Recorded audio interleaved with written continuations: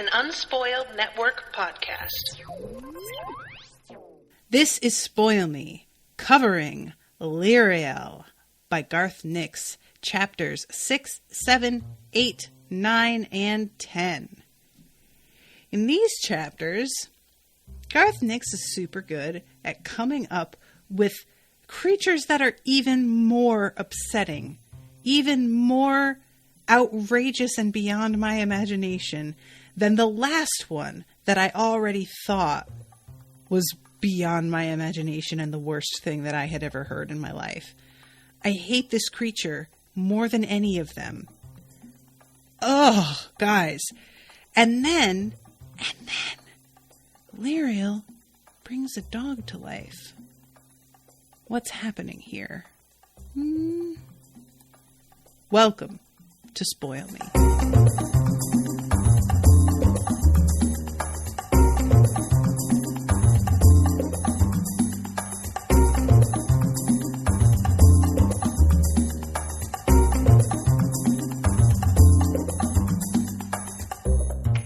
Welcome to the show, everybody. I am Natasha. Thank you to Abbey for commissioning this episode. Abbey is in the chat with me and just watched a video that I sent from Twitter when I was chatting with them before we got started. So hello, Abbey. I hope I was able to repay you in a way for these chapters with that video. So guys, you know, I have been impressed with Garth Nix's capability to world build, come up with really cool ideas for how certain things work, and create creatures. I have been super duper impressed because honestly, it's kind of startling how many monsters in movies look kind of alike. And that's what makes really distinctive designs stand out the way that they do. Like the design for the alien, for example, was really new. It was just something that we had not seen the like of yet.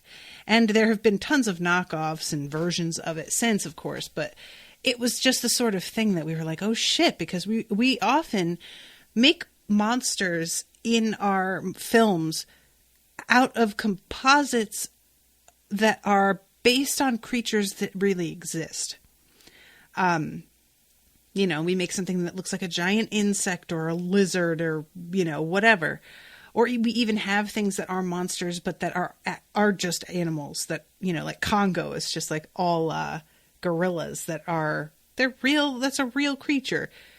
But he takes these fucking like concepts and it's just like, what's the worst thing that I could add to this? Let me just put a thing on here. And guys, I have said before how many of the creatures in these that I have just been very upset by.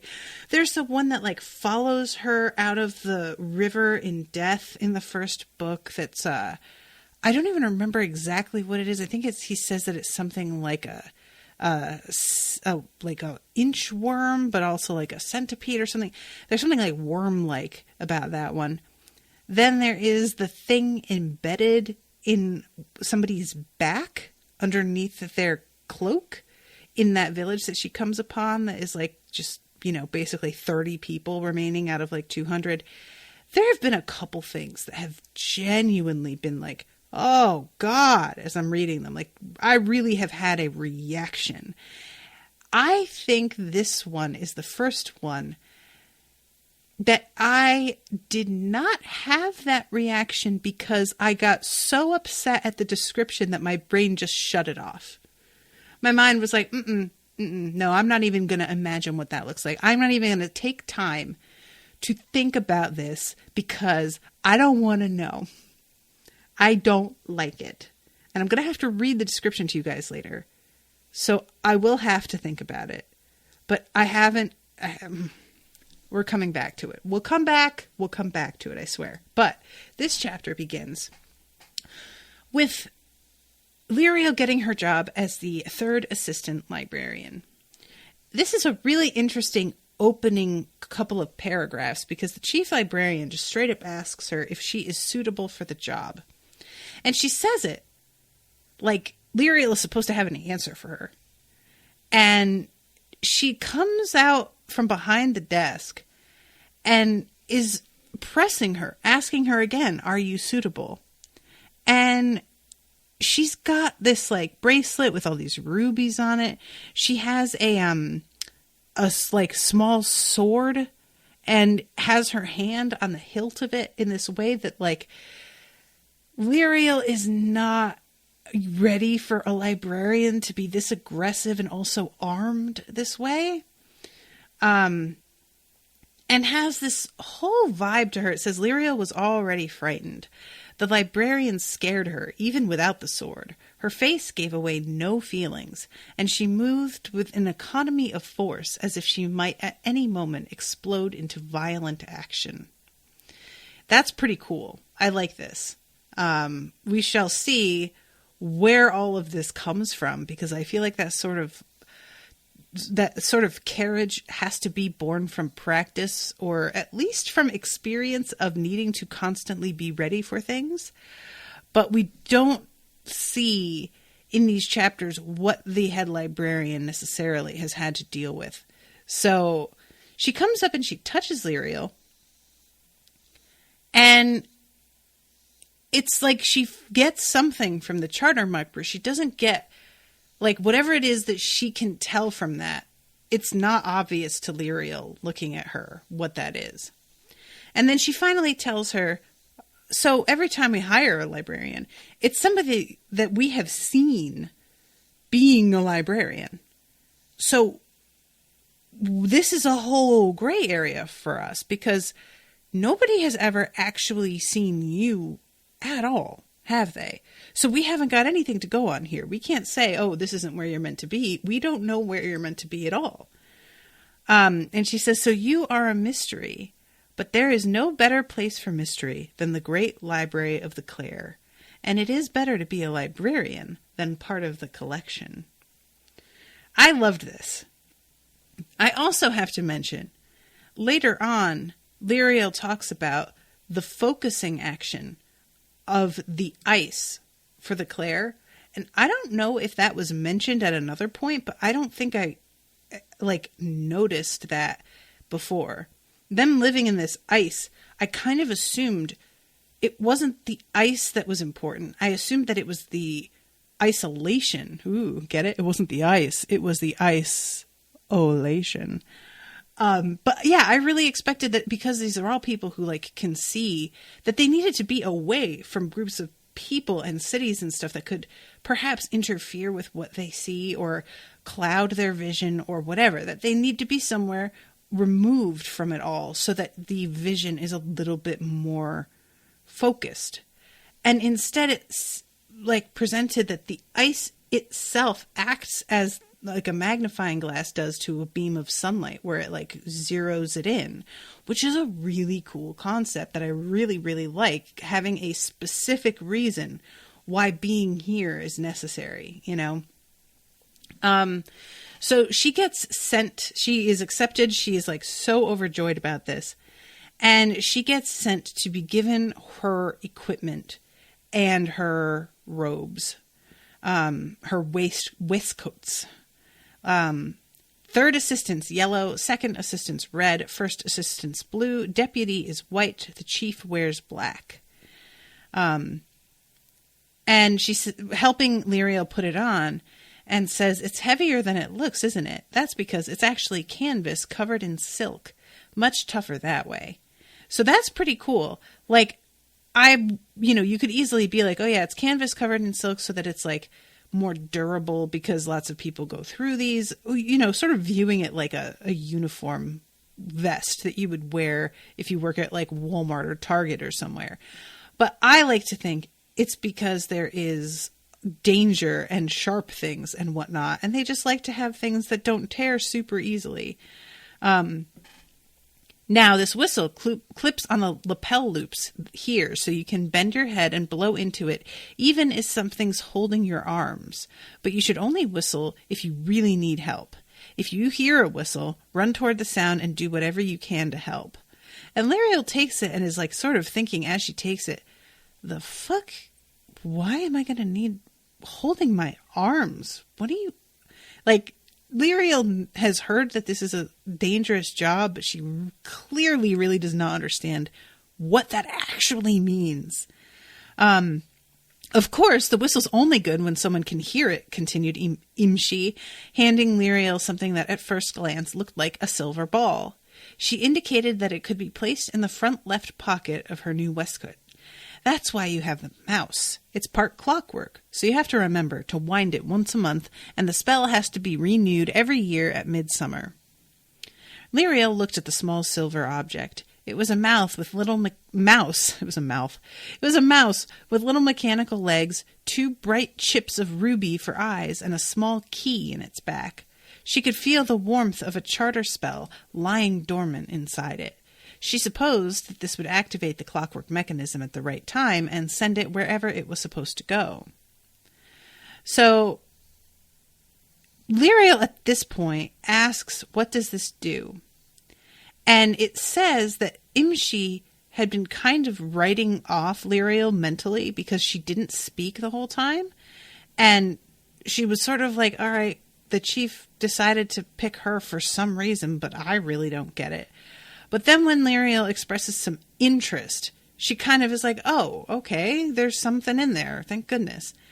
And she tells her it gets help. If you're in the old levels or somewhere you don't think anyone will hear the whistle, put the mouse on the ground and speak or draw the activating mark, which I'll show you in a moment. Once it's activated, it'll run to the reading room and sound the alarm. So this is interesting because Lirael is feeling over this mouse and can sense the marks that are used to put the spell in place. And this girl is like flipping through a book to find the activating mark to show to Lirael. And Lirael's like, oh, you know what? You don't need to do that. I actually figured it out.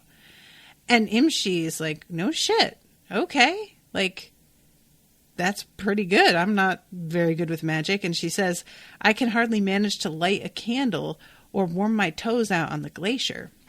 And Lirael thinks to herself, but you have the sight. You are a real Clayr. And this is one of those things that I feel like a lot of us have this issue when we're kids, and I know that I did. Lirael is a little old to still be hanging on to this the way that she is, but it makes sense because I don't feel like I really, really got it until around her age as well. We often,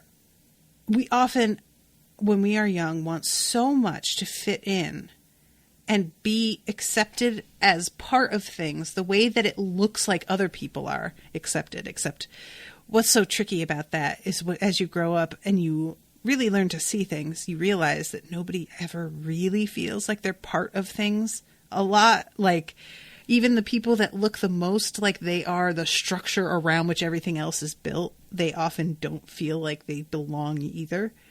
But nevertheless, we are so focused on wanting to fit that it doesn't even occur to us that what makes us not fit can be the strength itself, can be the thing that makes us weirdly fit differently.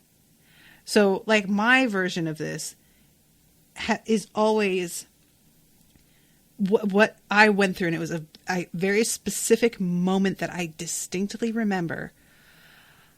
When I was in middle school, all through elementary school, I just wore whatever clothes my mom bought for me. I didn't really care. I think I just thought so little of myself and how I looked overall that I felt like paying attention to what I wore was a waste of time. Because I was just so goofy looking that nothing was going to change that, and it just didn't really matter. As I got to middle school and started to care a little bit more, I didn't really know enough about fashion, and I tried to wear what everyone else around me was wearing because I felt like that was the best way to fit in. And in middle school, I was still very shy. I barely spoke in class. I didn't have very many friends. I spent most of my time reading and was generally just like the kid who I participated in class a fair amount, but I wasn't somebody who got picked for teams. I wasn't somebody who like, I was the kid that would like get invited to parties because people were kind of like, well, I don't dislike her. I guess, yeah, you can invite her. I would like more people there.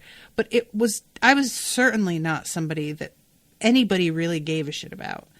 And I tried to fit in wearing the clothes that the kids around me did, which I was just starting to develop. And I was going to a school with a lot of white people. And the clothing that was sold around me was very like, you know, Abercrombie, Aeropostale, American Eagle, that type of thing. So I was trying to wear that stuff and fit in that way, even though it didn't fit my body very well, even though I didn't particularly like it. I just felt like that's what I'm supposed to look like. And then I was obsessed with Clarissa Explains It All. And I was watching it one day and thinking about how much I loved her outfit. And suddenly I stopped dead and realized she was wearing like a denim mini skirt with like pink tights and torn fishnets over the pink tights and like, you know, Doc Marten boots and a crop top. She was wearing nothing like what everybody else in school wore, but I loved it.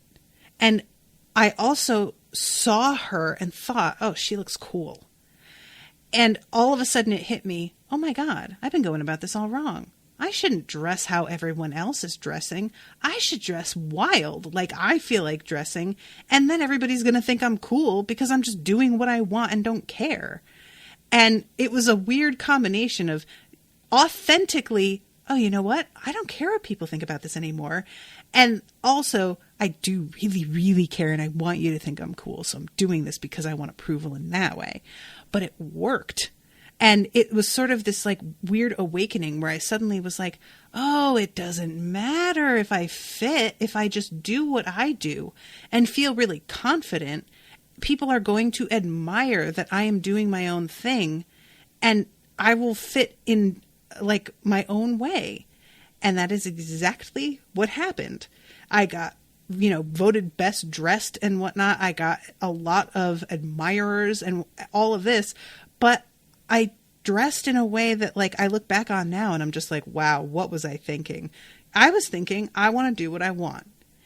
And what's going on here is so painful to watch because Lirael has clearly got a fucking crazy skill with charter magic. I mean, this bitch is doing shit that is beyond even her own understanding as she's doing it. And she has placed exactly no value on it at all. Like, it's just the fact that she can't see like everybody else. To her, that's it. She's a failure. She's not really Clayr. She is not useful. She is not grown or worthy or going to ascend.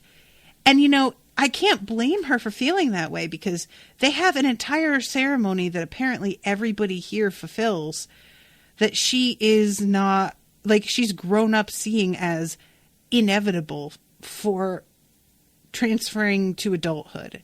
And now she's kind of having to face that this thing that is taken for granted may never happen for her. So it's totally understandable why this is so important to her. But it's really frustrating to watch her discount the thing that she is very strong at, that other people all admire and point out to her as being extremely unusual skill, and does not assign that its own importance.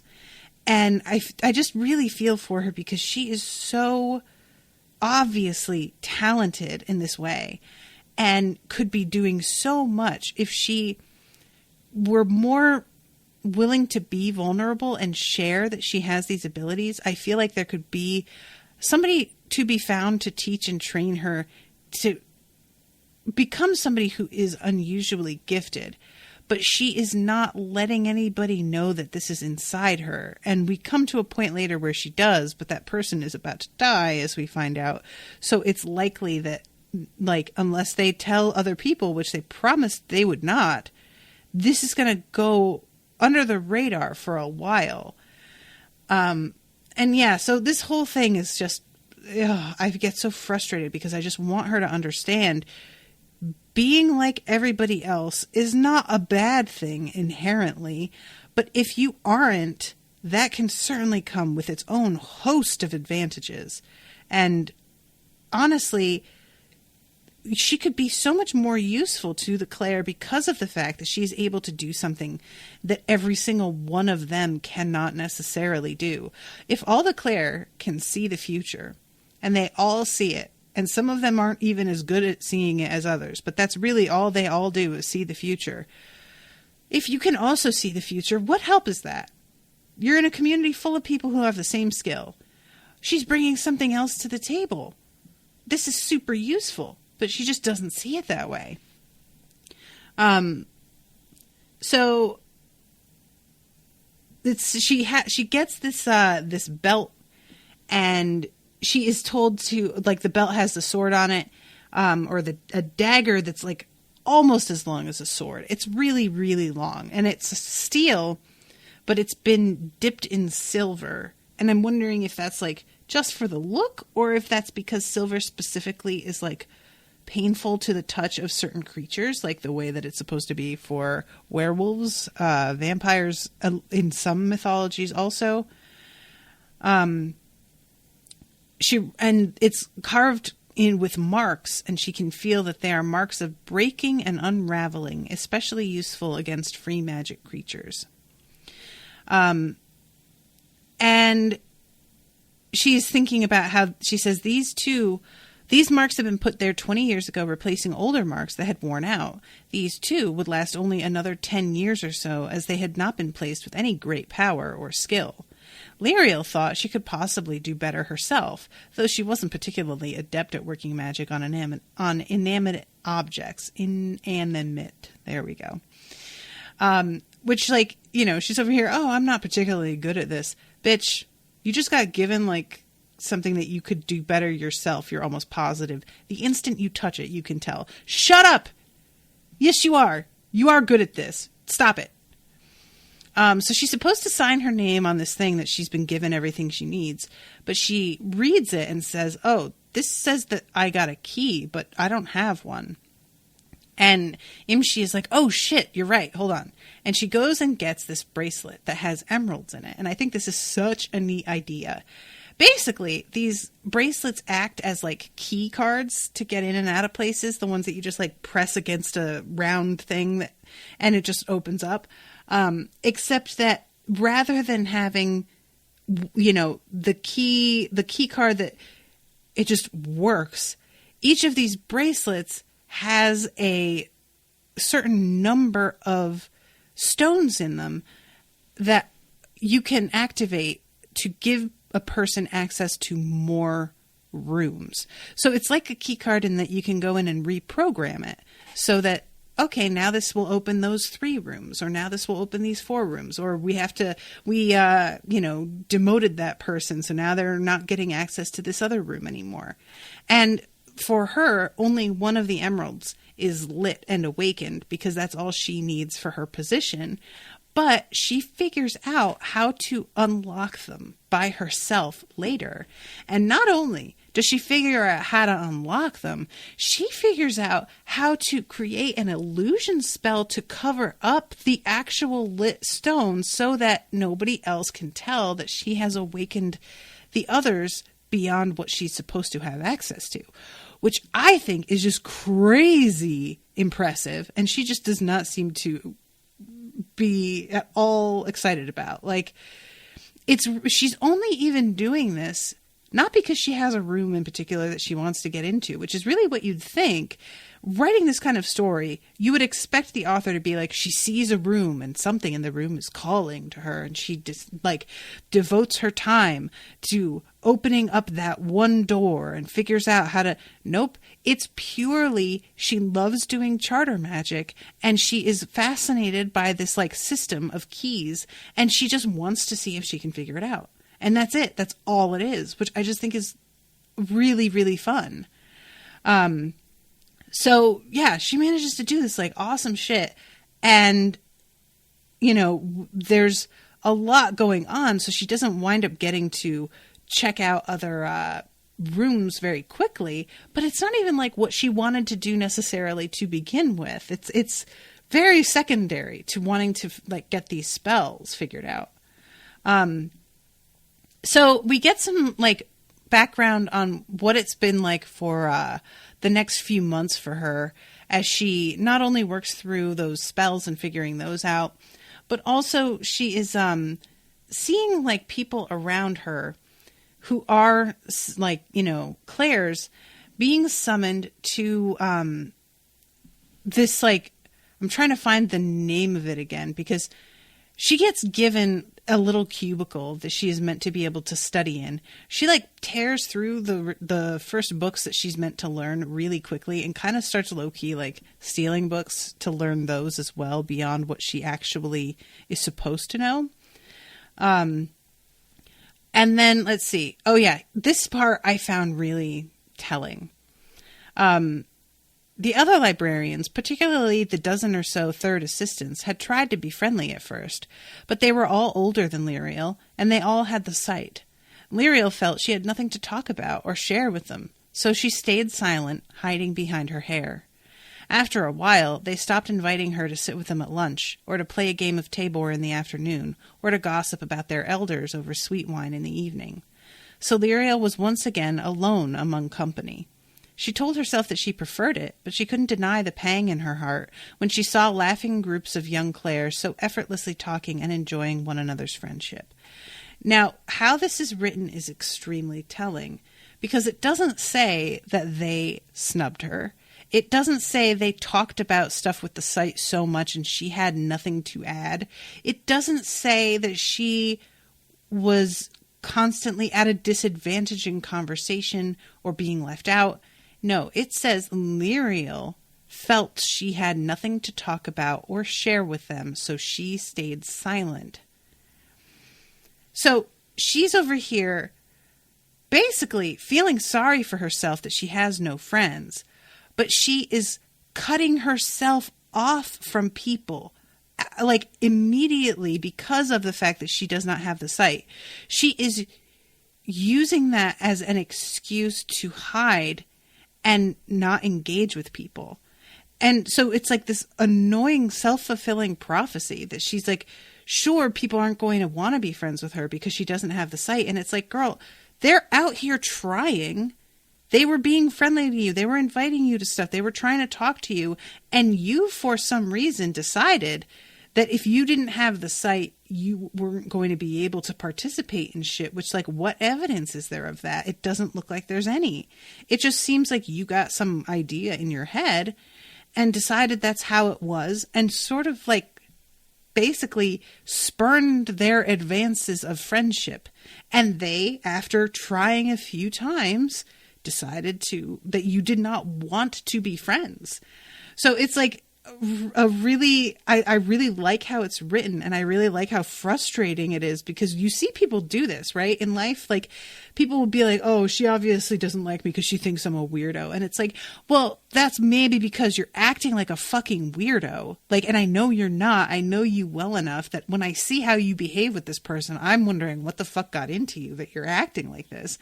But that's not their problem. That's kind of on you. What is going on with you? And that is just like the whole paranoia about these people don't really like me. They don't really want to be my friends. And just completely shutting herself off is just so hard to watch happen, because she wants friends. It's not like she's doing this out of a sense of superiority. It's not doing this because she genuinely like prefers solitude. She's doing this out of a sense of inferiority and self-consciousness, and having a friend could help her overcome that. But it's this terrible cycle of just going in a circle, you know? Abbey says, honestly, Lirael is so fucking relatable to me. This is something that, like, I think a lot of people go through, and I definitely went through a lot more when I was younger. As I started to come out of my shell in high school, I got better, but I still can kind of fall into this myself sometimes when I'm around a whole group of brand new people. Lee says, if getting the sight is a sign of growing up, I think she'll probably need to mature a bit more mentally and stop shrinking away and making excuses, and that'll probably be when she'll get it, methinks. That's an interesting idea, like the idea of the fear and the obsession over a thing being exactly what drives it away from you. But I'm not convinced that she's ever going to get it. And if she does, I don't know that it's going to be what she wants it to be, because she seems to only see the site as an objective to be achieved, and that like is a marker, and she can just go on living her life. And she doesn't really seem to have internalized what it means to be able to see the future all the time and not necessarily control that. I don't know that she has talked to enough people closely enough to get a good sense of that and the like consequences of that.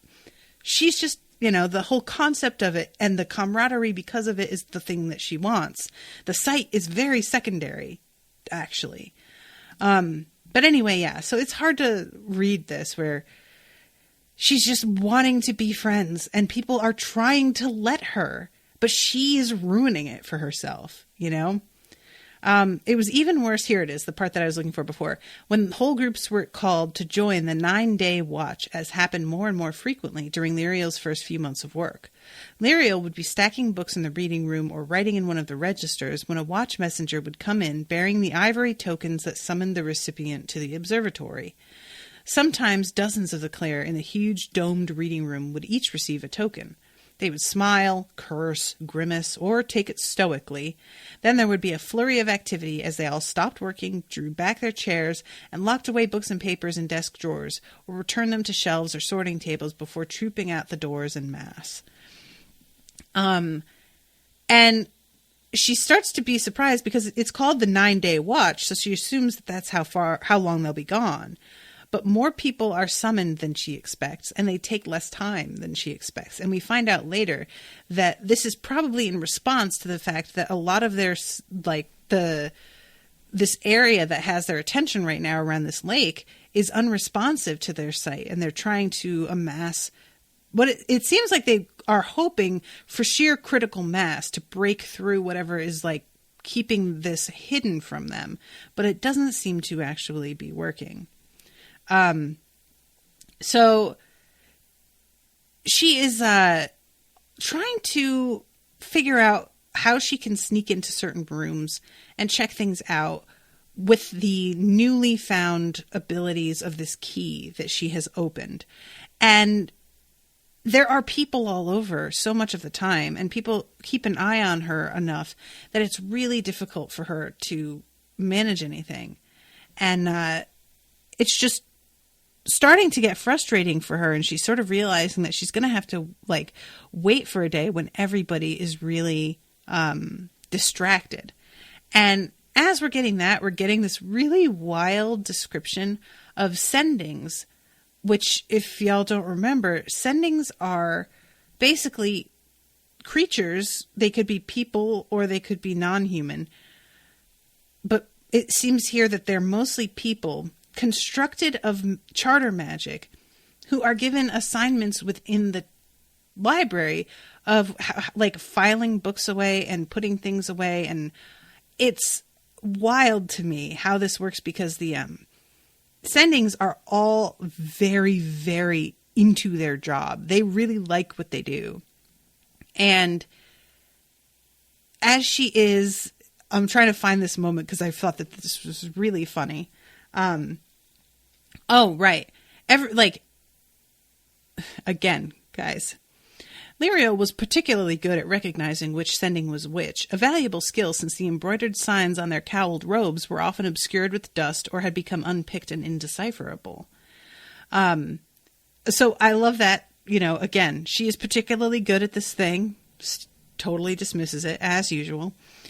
And she's watching as all of these librarians get called to the watch again, practically everybody. And as she's doing it, she starts sorting the books really quickly and with intensity. And it says the sendings approved, moving faster themselves as each one took its stack of books and moved on to another place. I just love the fact that these sendings are super just loving the work. And later on, when she puts down a book and stops what she's doing to go off on her own thing, that sending that was waiting for that last book is very disappointed and like wanders off with what he's got already in his arms, but he can't pick it up apparently. And it's just kind of like, oh, well, okay. So she lets all those librarians leave, and she finds a door that had sort of like gotten her attention a little while back. It's a wooden door with a sunburst on it and a red rope across it with wax seals that are closing it off. Now, she assumes that she can just slide these seals off and then put them back and nobody's going to notice. And I think that they know she's been in here later. I think that they need somebody who will get the truth out of her, get her to confess it. But I kind of have a feeling that these motherfuckers know exactly what she did, because I think that these seals probably give off some sort of signal somehow to somebody that they've been tampered with. But who knows? Maybe not. So she opens the door, and it is super duper bright inside. And at first she thinks that she is outside, like that it's the sun. But then she realizes that like this light is not giving off any sort of heat. It feels just as cold and just as humid, like from the stone and the ice in here, as it does in the rest of the library. So there's no like tangible change. But there is a huge oak tree in the middle of the room. And it's got, like it says, in full summer leaf. It's spreading branches shading a serpentine pool. Everywhere throughout the cavern there were flowers. Red flowers. Lirael bent down and picked one, uncertain if it was some sort of illusion. But it was real enough. She felt no magic, just the crisp stalk under her fingers, a red daisy in full bloom. Lirael sniffed it and sneezed as the pollen went up her nose. Only then did she realize how quiet it was. There was no breeze, no sound, no birds, no bees, no small animals, nothing living save the flowers and the tree. So, all right. The fact that this is a sunburst and then there's the moon in the other one, I feel like this is supposed to be some sort of like life and death thing. I am very concerned about her just picking these flowers. Like, there's any number of things. These flowers could represent people's lives, and she just fucking killed somebody. These flowers could be poisonous, and she's getting sap on her hands. These flowers could belong to a creature that they are safeguarding them from, and that could take offense to her picking it. I can come up with a million fairy tale scenarios for how this fucking could go wrong. And she just goes ahead and walks in there. This is why I'm not an adventurer, guys. This is why. So she sees on the other side that there is a latticed gate that has a huge crescent moon on it. And she's sort of disappointed with how boring this tree and flower area is. So she sees that and she's just like, okay, there's something. And it says a crescent moon with much sharper and longer points than could be considered usual or aesthetically pleasing. And I just find that really funny because it just feels like this is a threatening moon, you know, this is moon to fucking warn you, but she does not hear that. And she tries to open it with her, key, and the emeralds flash, but the gate doesn't actually open.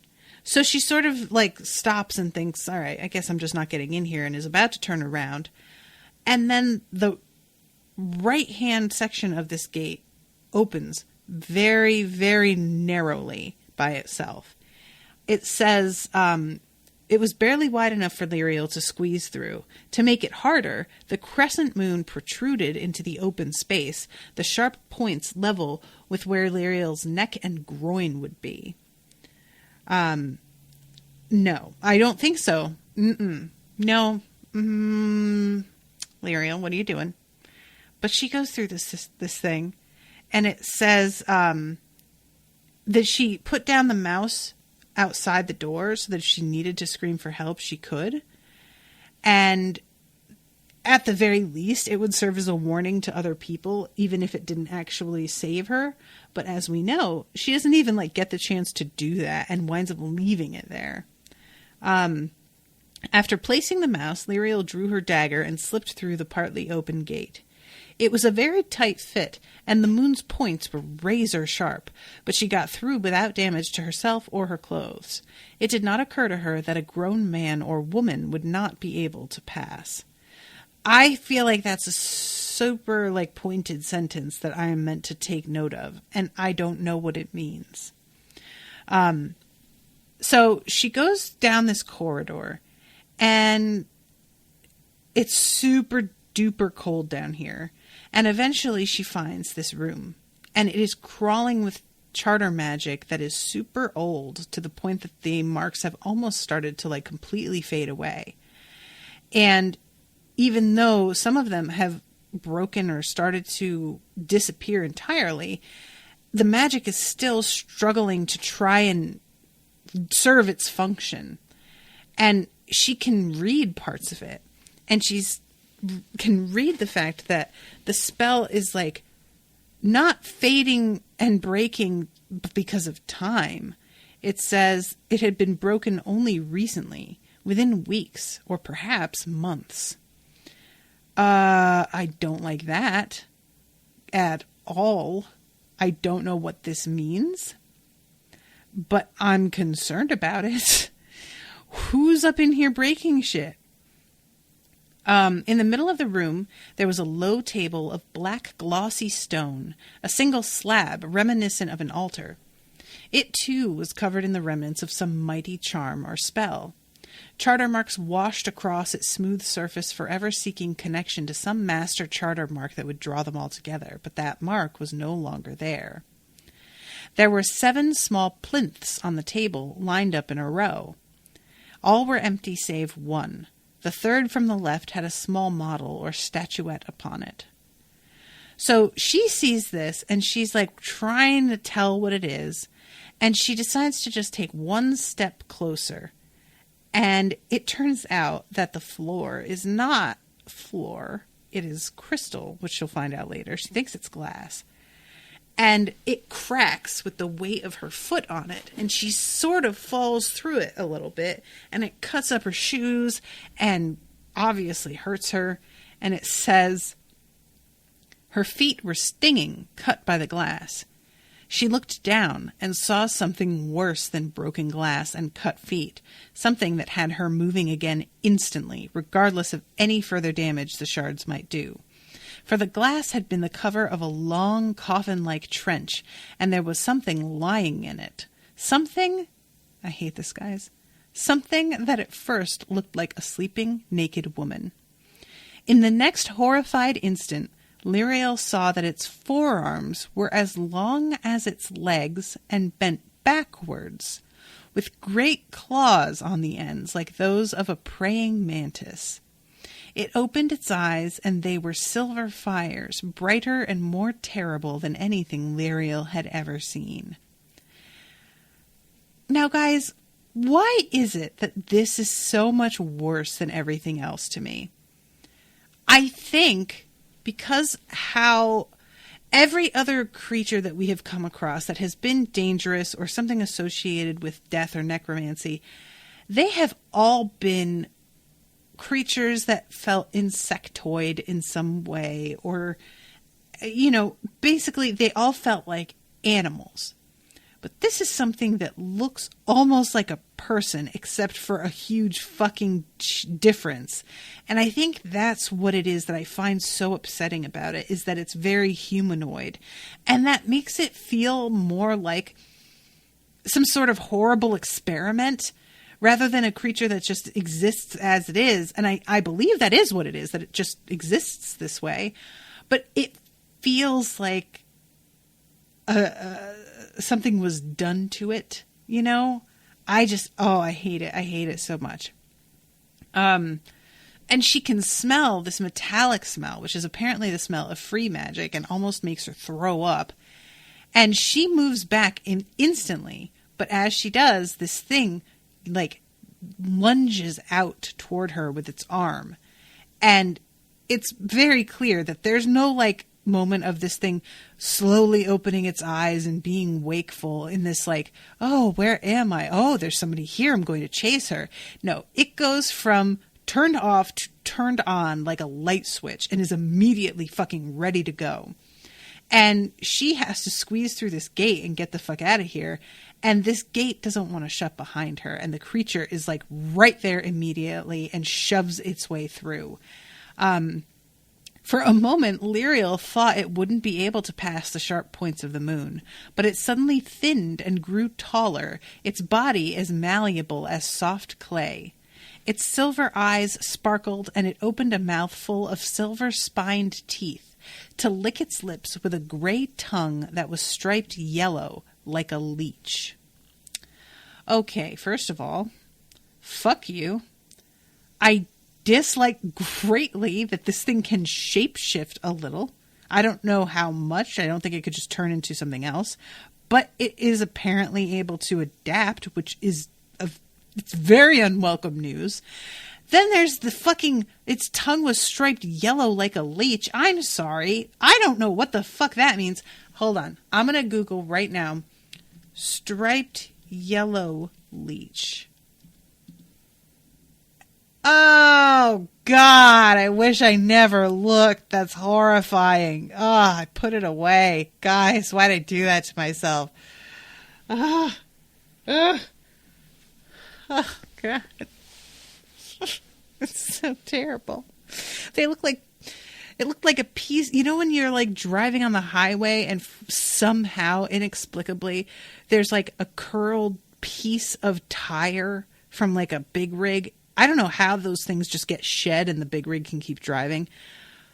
But it looks like that, except that it was like a white wall tire, but yellow instead. And it's like curled like, oh God, it looks horrifying. I hate it. Oh God, I wish I never looked. So she runs right through the flowers, like crashes through them, and gets to the door and closes it, thinking it's all good. But she does not anticipate how fast this fucking thing. And it like gets one claw through the closing door before it manages to close and starts to yank it open. And she uses her whistle, but fucking nobody is around. She goes to reach for her mouse and that shit's gone because she left it in the other spot like a dum-dum. And finally, she reaches for some magic, and it's like she doesn't even know that she has this magic in her. She drew herself up and reached into the charter. There, in the endless flow, she drew out all the marks she knew for breaking and blasting, for fire and destruction, for blocking, barring, and locking. They came into her mind in a flood, brighter and more blinding than any light, so strong that she could barely weave them into a spell. But somehow she ordered them as she wished and linked them together with a single master mark, one of great power that she had never before dared to use. With the spell ready pent up inside her by will alone, Lirael did the bravest thing she had ever done. She touched the door with one hand, the creature's hook with the other, and spoke the master charter mark to cast the spell. So, she works this crazy powerful magic, and it throws her down the hall, and she cracks her head and passes out. And when she wakes up, she thinks that she's going to wake up in bed and that somebody is going to have found her. No, sir. Nobody is back yet. She is all alone.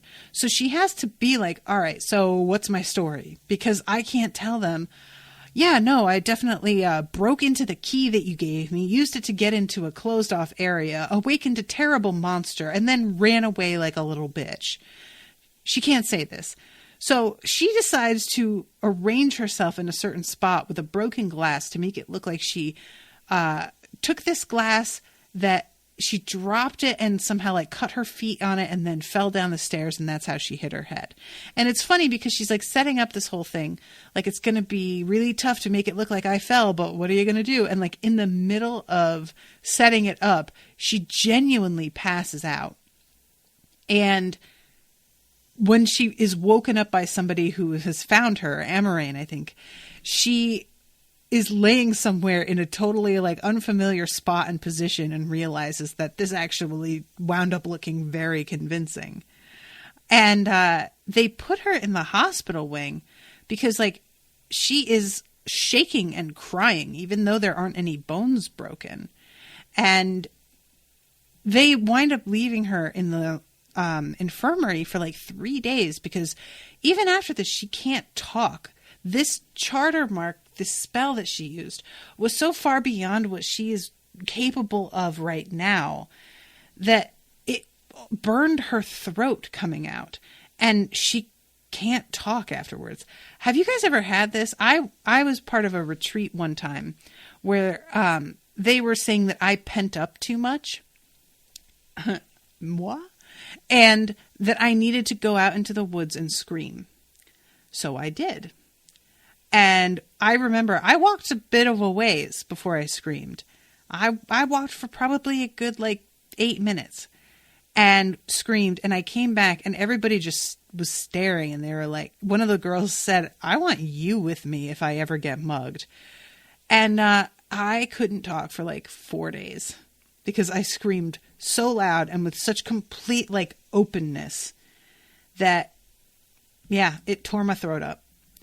And she doesn't want to tell anybody what happened because she's sure she's going to get put back with all the little kids and it's going to be humiliating.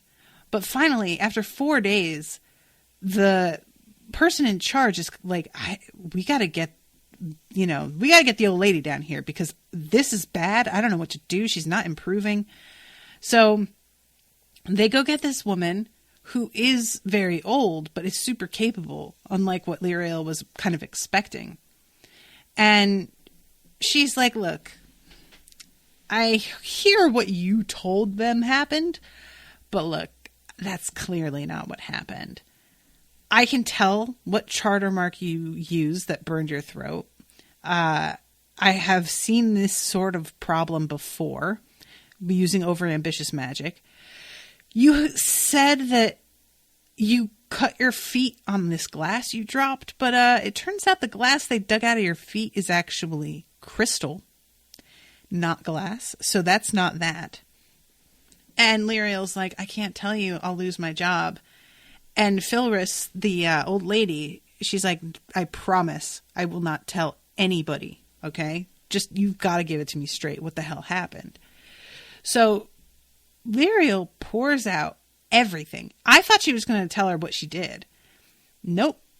It is from her birthday and everything that drew her to the library and how upset she is over not being able to see and her insecurities about all of this. And then being interested in the charter magic and stumbling across this thing, the statue of the dog, everything, all of it tells everything. And what kills me is that this old lady seems like somebody that Lirael is going to get to confide in. And even as a reader, I'm feeling relief because I know that Lirael hasn't talked with anybody about this shit and that she should.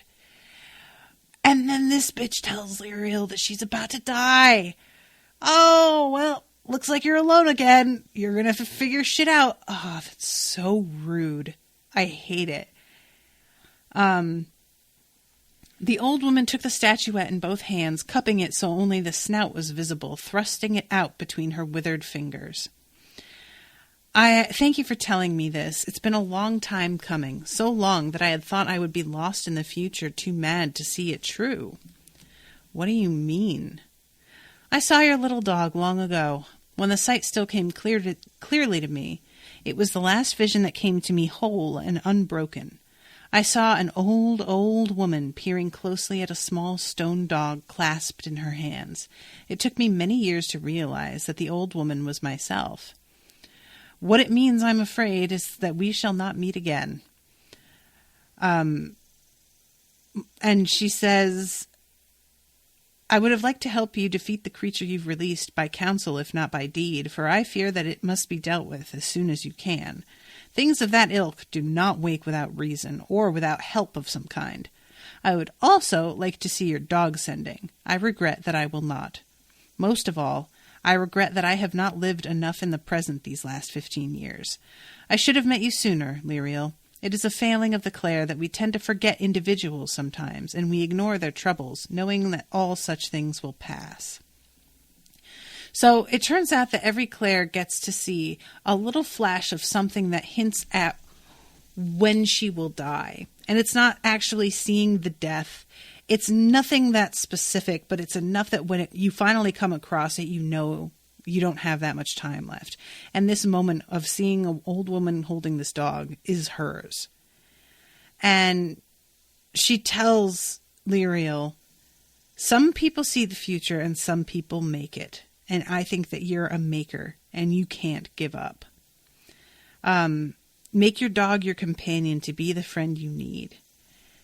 So Philris gripped her hand and says, goodbye, my great-great-granddaughter. And I was like, oh shit, no way. Lirael doesn't seem surprised by that. So I was surprised if that, like, is that bloodline or is that just like a turn of phrase, you know? But regardless, that caught me by surprise. With that, she walked out of the ward, straight-backed and proud, so that someone who didn't know her age would never guess she had worked in these wards for more than 100 years and lived half as long again, which is pretty wild. This bitch is like 150 years old. And she winds up going to Philris's funeral, and it's really sad. She's just as sad for herself that she's not going to get this relationship that felt like it really meant something in such a short time. And she starts to search for information about this thing that she released and is not having a lot of luck with it. Meanwhile, she's also looking for information on how to create this dog sending. And she has all of this like prepped and ready to create something that is very specific. She wants a dog that's somewhat small. She doesn't want it to be mistaken for like, a creature that's like a guard. She wants it to really be a companion. So like only a foot tall, I think is what it said. And all of the librarians have been paired so that they are not like alone ever, because security is just kind of going up. It seems like something is really going on.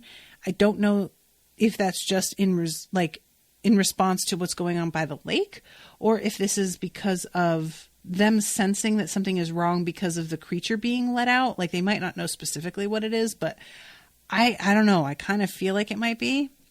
But finally she locates information about this thing, and it says, it stands higher than a tall man, generally taking the shape of a comely woman, though its form is fluid.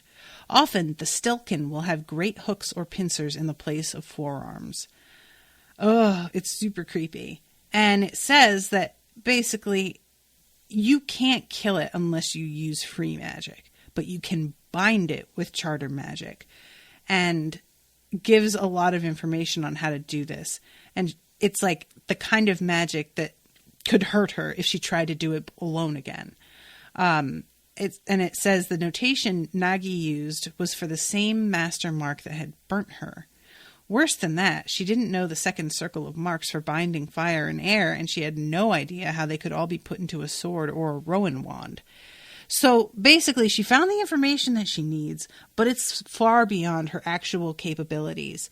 And she's going to have to like really sit down and try and figure out how she can make this work.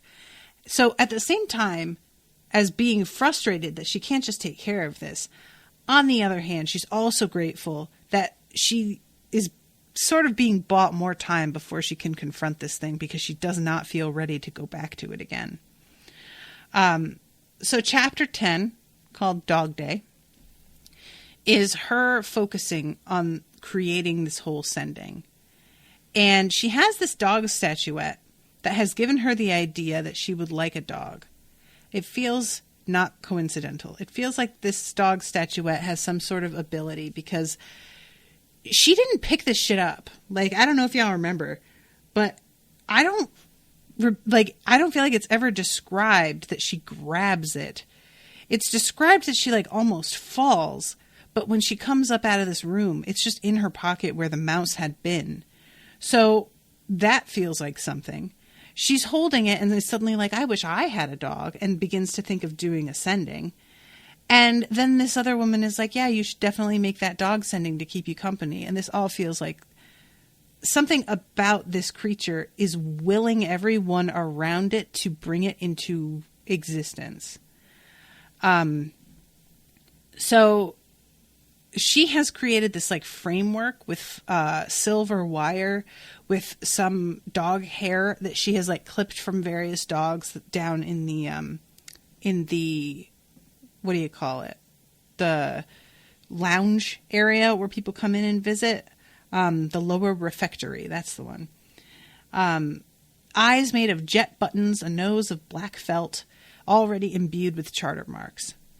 So she starts off her sending, and then she stops and is like, oh, you know what? This little statue is pretty adorable. It feels sort of lonely over there somehow. I'm going to grab it. And she puts it in her lap as she continues with the sending. Yeah, it just felt really lonely inexplicably. I'm sure it wasn't calling to you to grab it or anything. So she puts it in her lap and she starts these charters. And it starts to get a little bit out of hand. She's picturing dogs initially, all shapes and sizes, doing all kinds of things, just trying to get the essence of what it means to own a dog, be a dog, what that all is. And she is like losing kind of losing track of where she's at, and the charter marks are like coming through her head really intensely and brightly in a way that she isn't prepared for. And then she starts to realize there are marks coming through her head that she doesn't even know. There are marks that she has nothing to do with. She hasn't looked these up. She does not recognize them. They're very, very powerful, and they're sort of like making her body rock as she is picturing them. Desperately, Lirael tried to open her eyes to see what the marks were doing, but the glow was blinding now and hot. She tried to stand up to direct the flow of marks into the wall or ceiling, but her body seemed disconnected from her brain. She could feel everything, but her legs and arms wouldn't move, just as if she were trying to wake herself from the end of a dream.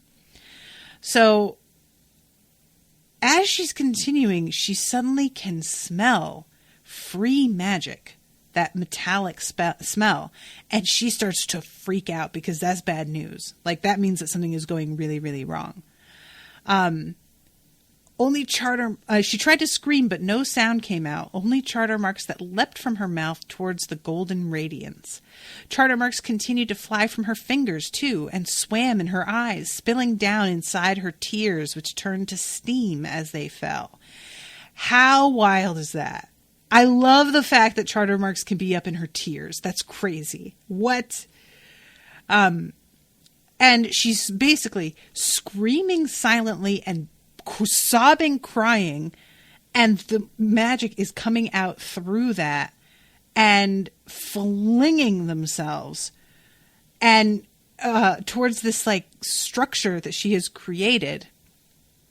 Held motionless by the torrent of charter magic, Lirael could do nothing as the white light grew stronger, subduing the rich golden glow of the swirling marks.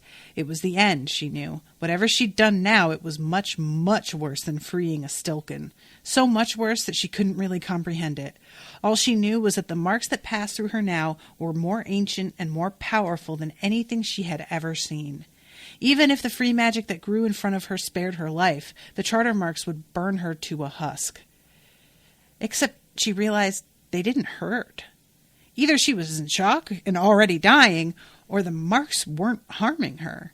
Any one of them would have killed her if she tried to use them normally, but several hundred had already stormed through and she was still breathing. Wasn't she? So she stops and like takes a breath and is trying to make sure that she's still fucking alive. And as she does that, she falls over and catches a bookshelf and like almost pulls it down and manages to get a breath and is about to scream. And then she sees a globe of darkness where the wire dog and her desk had been. No. Don't like that at all. replaced by a sort of damp animal odor that Lirael couldn't quite identify. Can't you, though? A tiny pinprick star appeared on the black surface of the globe, and then another, and then another, and another, until it was no longer dark, but as star-filled as a clear night sky. And then it disappears, and there's a dog. A waist-high black and tan mongrel that seemed to be entirely real, including its impressive teeth. It had none of the characteristics of ascending. The only hint of its magical origin was a thick collar around its neck that swam with even more charter marks than Lirael had ever seen before. The dog looked exactly like a life-size breathing version of the stone statuette. She looks down at her lap where that statuette is at, except it ain't at. That shit's gone. And she looks back up and is like, oh, what? And it's soaking wet. Like it was just born. Which is creepy. So it stands up, it shakes itself out, and then it goes and licks her face. And she doesn't respond because she's just like, what is happening? And then it smiles and says, I am the disreputable dog, or disreputable bitch if you want to get technical. When are we going for a walk? So, disreputable bitch is definitely going on a t-shirt. Just FYI. I already have something in my merch that says dangerous bitch. Disreputable bitch just feels like it works. That's happening. FYI. So that's a pretty sick ending to that section. I really enjoy that. And yeah, I am way over time here. So I'm going to go. But this was super fun. Thank you again to Abbey for commissioning this. I've been really enjoying this one. No idea what's going on. Oh, Abbey says, this is what I like about her. Even when she's feeling like shit and scared out of her tiny little wits, she still does the thing that needs to be done. It's true. Yep. Well, thank you. Glad you're enjoying this one. I really am. I really am. And I'm excited that you already have booked the whole book. So I know that I'm going to get to finish this one. Yay. Thank you for that. I hope that you guys are all enjoying the coverage. And I will be seeing you next week with a new episode. So till then, toodaloo, motherfuckers.